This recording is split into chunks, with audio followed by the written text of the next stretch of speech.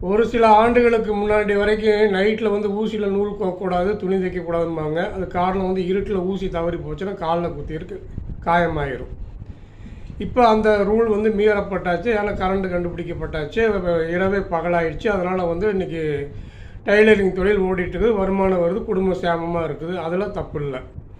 அதே சமயத்தில் அந்த காலத்துலேருந்து சாப்பிட்றப்ப பேசக்கூடாது, கையை ஊனி சாப்பிடக்கூடாதுங்கிறது ஒரு பழக்க வழக்கமாக வச்சுருந்தாங்க, கண்டிஷன் பண்ணிகிட்டு இருந்தாங்க.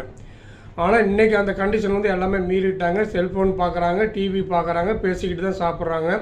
இதனால் என்ன ஆகுதுன்னா, பேசிக்கிட்டு சாப்பிட்றதுனால, டிவி பார்த்துட்டு சாப்பிட்றதுனால வந்து மனசு வேறு பக்கம் போகுது, உடம்பு உணவுப் பொருளை கவனிக்க மாட்டேங்குது, ஃபுட் பாய்சன் ஆகுது, உடம்பு மனசு ரெண்டும் கெட்டு போகுது, ஆரோக்கியம் சீர்கேடாகுது. அப்போ எந்த பழைய விதிமுறைகளை மீறினா அதனுடைய பாதிப்பு எவ்வளோன்னு தெரிஞ்சுக்கணும். முதல்ல இன்றைக்கி படித்த இளைஞர்கள் ஜோதிடத்துக்கு வரப்போ ஜோதிடத்தை மிகப்பெரிய ஆய்வு பண்ணணும்.